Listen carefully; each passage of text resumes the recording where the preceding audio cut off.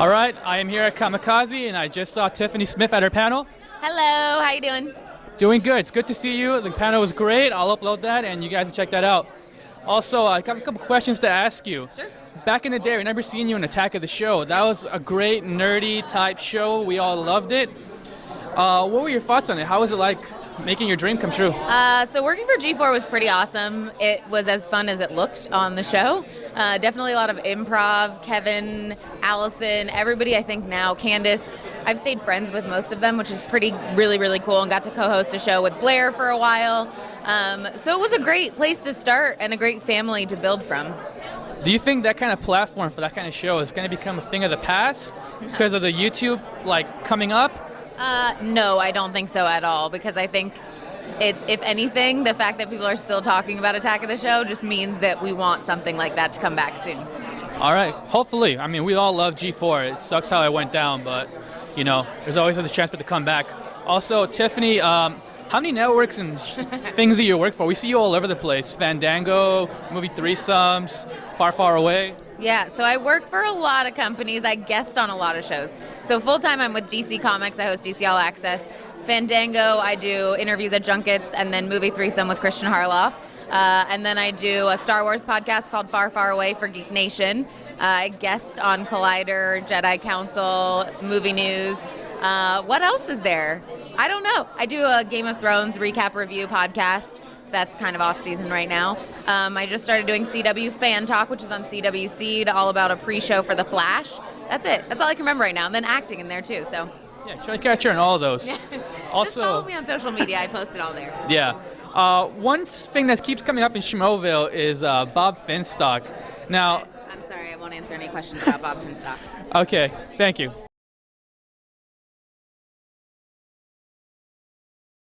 I was gonna say, we know he annoys you, but we love you anyway. He has his own moments. You know, he's not the best all the time, but I think he just keeps coming back because of your reaction. Because he tried that with Alicia, but Alicia had her own way and kind of just shoved him away. I don't like Bobby Finstock. I like the real guy. Tom Dagnino. I like Tom. He is sweet, he's awesome, he's nice, great guy. It's a character. I mean, he says ridiculous things. I'm going to give him a ridiculous face when he says them. Right.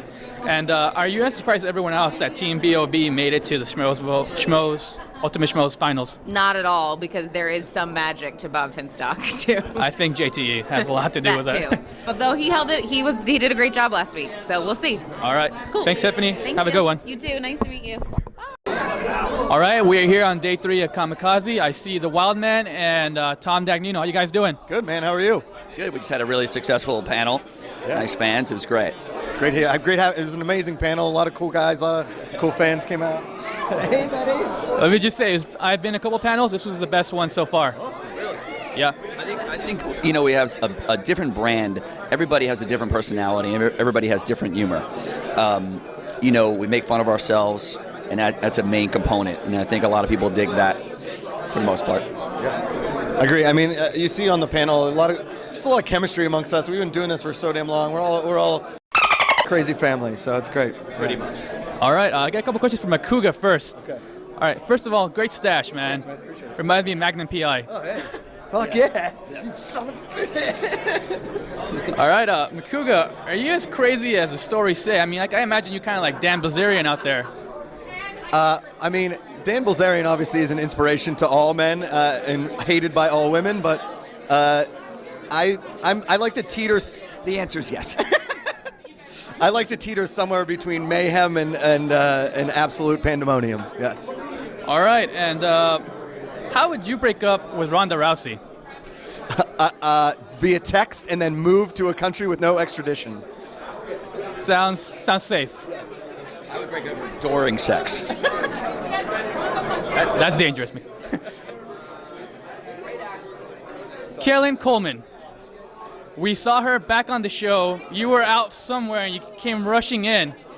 I saw your Instagram post afterwards, but it left a lot to be understood. What happened? Did you guys talk? I'd like to think of my time with Kellen Coleman as the Tobey Maguire interview of my relationship life. It was a botch. I didn't have my best game. I was off my game. We've texted here and there since. She's great. She's going to come on Between the Sheets soon, so we'll see. But yeah, Kellen Coleman, the one that always kind of got away. But she came back for that one episode, remember? She's going to come back again. They always do. Oh, she'll be back. You can't resist a Wildman for that long. How's it like having your friend's girl on your show, Danny, Between the Sheets? Well, I tried to. Danny Fernandez on Between the Sheets, first of all, was awesome. She was great. She was hysterical. Played an amazing game with my loudmouth pants. I didn't want to bring up Mark Ellis because I don't like to bring up the names of the person's boyfriend or girlfriend, that kind of stuff. But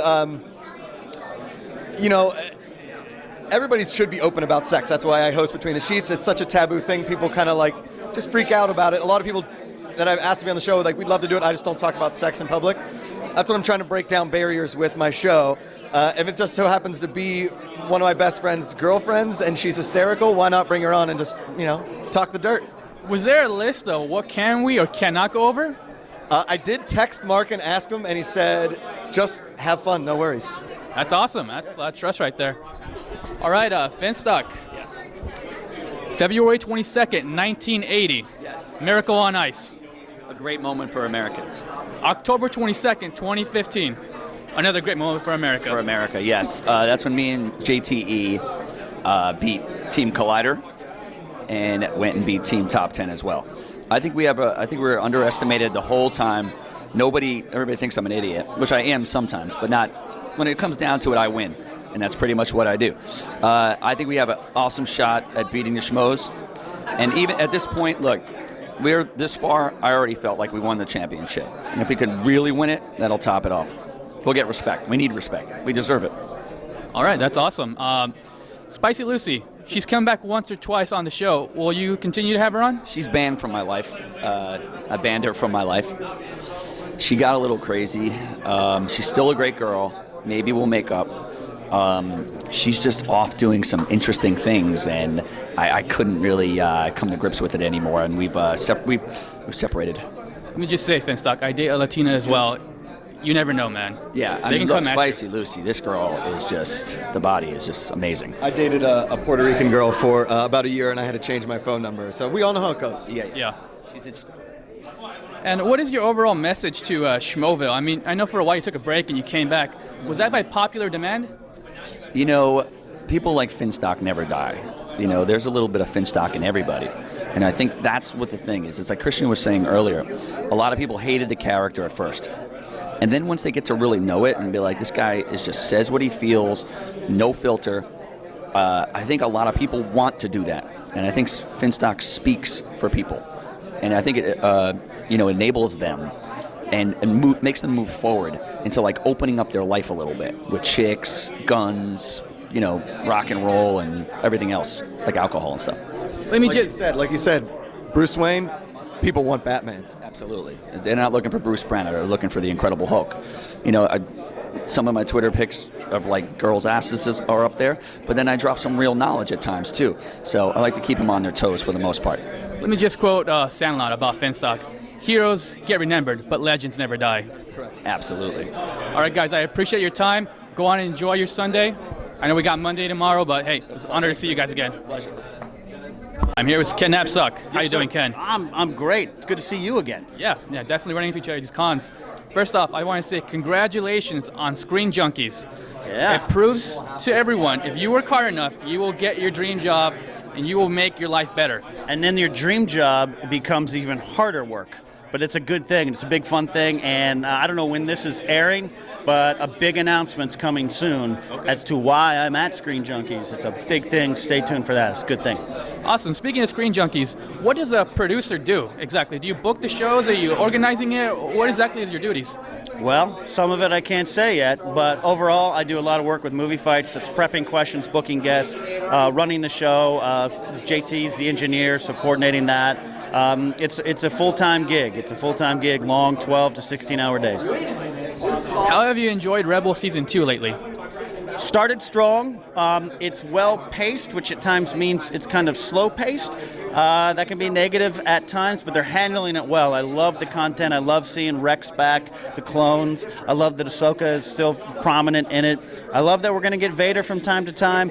The new Inquisitors are good. They're growing on me. I love what they're doing with them. The Inquisitors, we still don't know much about the Inquisitors, so I hope we figure it out. The fact that they kind of subtly revealed last season's Inquisitor as like the Grand Inquisitor was like a little subtle reference. I love that kind of stuff, so I'm really happy with what they're doing. Question about the female Inquisitor. Did it seem to you she was waiting at that station for them to show up? Yes. Will they bring that up again? I don't know. Like, did someone let it slip? Wolf? Maybe. Yeah, but I like that. I have a question about a character that was beloved, and in Clone Wars, you don't find out exactly what happens to him. That character being Darth Maul. They left it open. He's still alive. Will we see him in Rebels or possibly future Star Wars, or what do you think? I hope. I was a little dubious to find out that they brought back Darth Maul with the severed legs and the robot legs and all that kind of stuff. But I ended up liking it. And then the comic run that Dark Horse did, which is canon because it's taken from the Clone Wars comics, which is the Sons of Dathomir. It's basically the 4-part Darth Maul series. I like what they're doing with the resurrected, so to speak, Darth Maul. I don't want to continue to see him going on. Like, I don't need him in Rebels. If they do, I trust that Filoni and company will do it right. So I'd be curious to see. But if he never comes back and he just kind of fades away, but you know what we could do? Maybe the story wraps up in a novel, in one of the new canon novels. I'd be happy with that. Personally, I'd like to see him as an Inquisitor or something, that the Emperor molded him into something. All right, you're my assassin again. That's the use I have for you. I do that till you die. And if you read the Vader comic by Marvel, I mean, that kind of makes some sense, like something that could happen. There's a lot with clones and cyborgs and that kind of stuff with the Emperor. All right, final question. What is your prediction for Star Wars The Force Awakens box office opening weekend? Opening weekend box office, I'll say 225 million.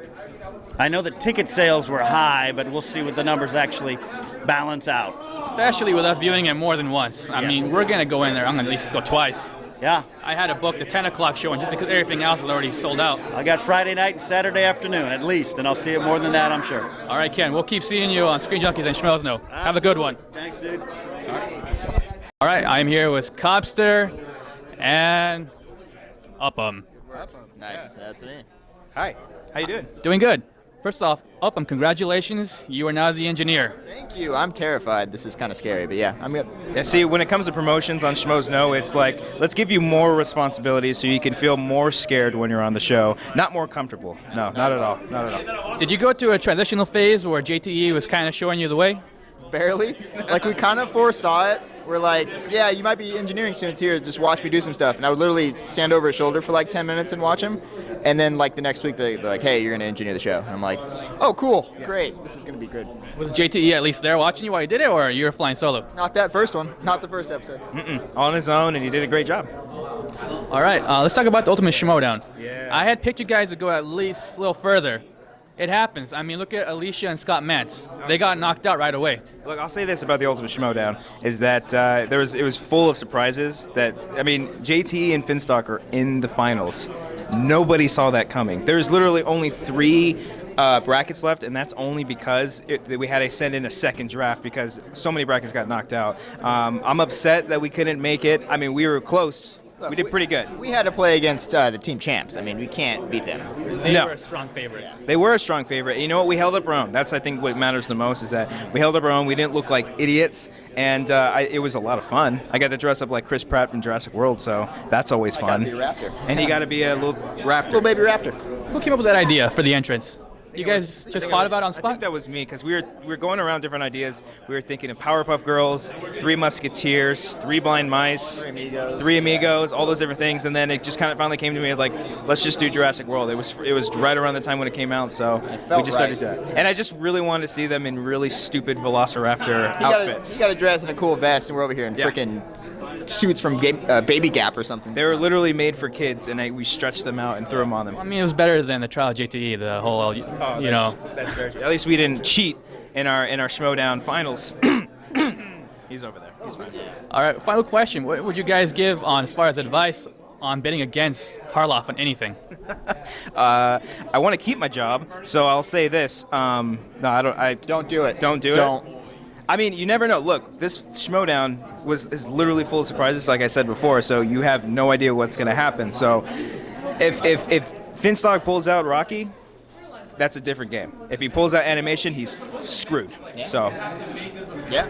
I think at this point, Team BOB has won no matter what. They went to the finals. If they lose, they lost to Team, Schmoes. true. If they win, that's an upset. if they win, they lose. But if they lose, they win. But if they win, they win. That's way too much for me. I gotta leave. All right, guys, have a good one. Enjoy your Sunday. Thank you. All right, it is Sunday. It is the closing to Comikaze. I got everyone else. Now, Mark Ellis. How you doing today, Mark? I've been hiding from you for 3 days, and you finally tracked me down. No, dude, I'm a big fan of you, and you came to this panel last year, and you filmed our panel for us last year, so, I'm happy to talk to you. I've done 3 panels today. This is what I'm most excited about. Oh, thanks, man. It's an honor to be here interviewing you. Man. All right, just get started. Recently, the Schmodown is heating up, and it's coming to a finale. Did you predict or ever think that Team BOB would be your guys' finale? I really did. I mean, it's a relief to me because we have to play them for the championship, and that's going to be like a no-brainer in 3 weeks when we beat the crap out of them. But I was on the road in Vermont doing stand-up, and so I missed the show where Box Office Breakdown won not 1 but 2 matches that night. And I was watching it from my hotel room. I'm like, I can't believe this is happening. But again, it's good for me. I want to play weekend competition. I don't want to go up against team champs. I'm glad Merle and Riley are out of there. I want to play Box Office Breakdown because I know we can beat them. Some are calling it the miracle on Schmoes, which I think is true, just like when the Russians lost to the Americans. But last year, Makuga got surprisingly far for everyone else. Didn't really expect that. Is that kind of like something that happens in the Schmodown? Makuga was a Cinderella story. He was the Team USA in 1980 at Lake Placid, or Chaminade beating Virginia in 1984. But what happened to Makuga in the final? He lost, and he lost fairly easily. So I think the same thing's going to happen in this final. Ashley Mova in the background. Sunday, guys. All right, we know you do stand-up. My question has always been to you, and I never actually asked it, but who's your favorite stand-up comedian? My favorite comics of all time, there's a ton of them. I used to say Bill Cosby because that was my answer. Don't really like saying that anymore. So I'm going to go with Eddie Murphy and Robin Williams for 2 of my biggest inspirations growing up. The guys working today, Bill Burr is an absolute monster. Dave Attell is amazing. Chris Rock is one of my all-time favorites. So I love 95% of all comedians I think are awesome. What do you think about Dave Chappelle? Dave Chappelle is one of the best, too. I'm sorry I left him off the list, but Chappelle's amazing. If you haven't seen any of his specials, treat yourself. I was actually at the Comedy Store the night he came back when he went to South Africa for a while just to get away from everything. He came back and he did a set of the Improv, then he did a set of the Comedy Store. He did 75 minutes on stage, and it was just an amazing experience to be there and watch. He killed it, right? He crushed as always. Yeah, but sometimes it's cool to watch those guys. They just get on stage and they're kind of working stuff out. Like Chris Rock when he was hosting the Oscars, and I think he'll do it again because he's hosting the Oscars, I think, this coming year, too. He goes to the clubs and he works out that opening monologue. And he takes a 30-minute chunk of material and hones it down to 9 killer minutes, and it's beautiful to watch that process.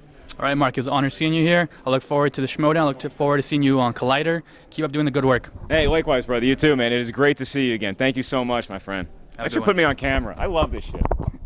All right, guys, I found Darth Maul himself. How you doing, Christian? I'm doing well, man. Thank you very much. Awesome panel today. Doing a double, right? Yeah, oh, shoot. We did 3 hours worth of movie talk. It was really cool. It was fun. Yeah, definitely. You've had some stuff up on Schmoville about creating a pilot for a little segment. Yeah. Is there a little more updates on what's going on with that? Yeah, definitely, man. So Miri and myself, we've been kind of working on it, and it's going to be a short series. We're actually writing it together now. But we have the story, we have the ideas, the characters. It's just a matter of execution and schedule. But it's something that we still definitely want to do. All right. Let's jump into some Star Wars stuff right now. Some stuff I've been wondering about. We know you saw Clone Wars, and in Clone Wars, Darth Maul isn't killed off. Right. They kind of leave it open. Do you think we'll get some reference to him in the future? Yeah, I definitely think you'll have to get reference to him because the story group, Pablo Hidalgo and Leland Shee, are very aware that people are saying, well, what happened to him? We never closed it out, because they were going to close it out in the Clone Wars series, but that never happened. So the question is, are they going to do it in a book? Are they going to do it in a video game? All Rebels? I think Rebels, by the time Rebels was around, I think he's gone. I actually think that you got a better shot at seeing him in an Obi-Wan anthology film. If they're going to bring him back to the movies, you'll have to explain it to the audience who's not familiar with Clone Wars, how he came back.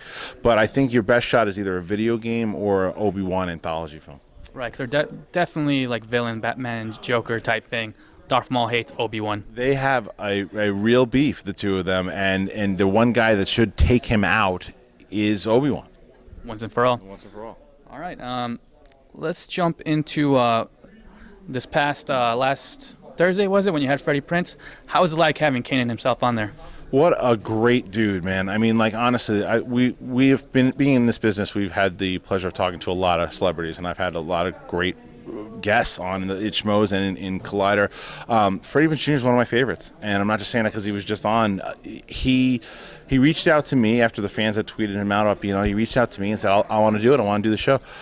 So we had him on, and he's not just a guy who's passionate about his job and his kids and everything. The guy knows Star Wars. I mean, he really does. It's not one of those guys like, he just has a job and happens to know. He's a fan, man. So it's always great talking to that guy. He was with us for an hour and a half.